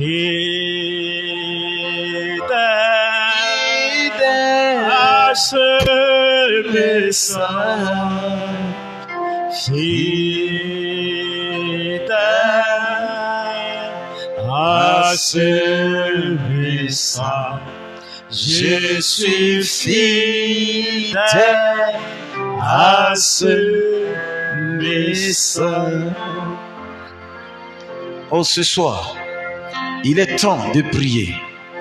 Il est temps de s'approcher de la colonne de feu et de dire: Seigneur, je sais que je ne suis pas fidèle. Je sais que je ne suis pas juste. Mais je te demande une seule chose. Apprends-moi à être vraiment fidèle, à être loyal, à te placer en premier, avant toute chose, que tu sois toujours devant. Et que, Seigneur, tu me conduises dans la fidélité et dans la loyauté. Ensemble, élevons ensemble la voix.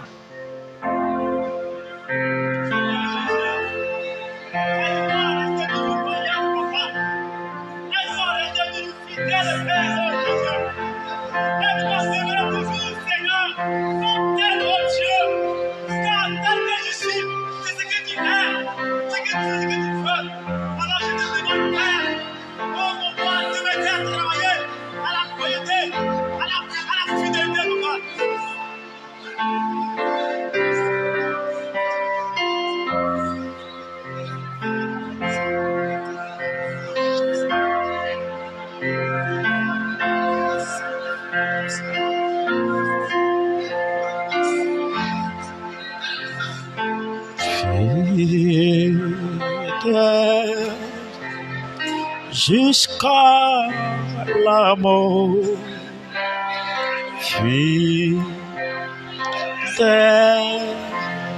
jusqu'à la mort, je suis fidèle jusqu'à la mort. Loyal jusqu'à la mort. Loyal jusqu'à la mort. Loyal jusqu'à la mort. Je suis loyal jusqu'à la mort. Royal jusqu'à la mort.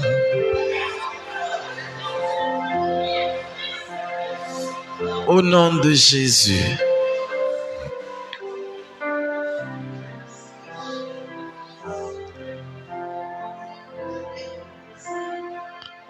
Seigneur notre Dieu, une fois de plus encore, ce soir nous sommes dans ta présence. Sois loué, sois béni et sois glorifié, sois exalté. Je te suis reconnaissant pour cette grâce que tu nous as fait de rester attaché à toi. Aide-nous, Seigneur, à aller de l'avant. Car sans toi, Seigneur, nous ne sommes rien et nous ne pouvons absolument rien. Tu es tout ce dont nous avons besoin et il n'y a que toi seul capable de nous restaurer, de nous relever. Bénis cette parole. Laisse qu'elle vienne booster notre foi, relever chaque détail de notre vie. Que nous soyons capables de marcher dans la fidélité, dans la loyauté. Rester attachés à toi malgré toutes choses. Et que toute opposition, Seigneur, soit mise de côté dans le nom de Jésus-Christ. Victoire sur toutes les puissances des distractions, des fidélités, des déloyautés. Au nom de Jésus-Christ, conduis-nous pas, Seigneur. Aide-nous à rester fidèles, attachés dans les principes moraux.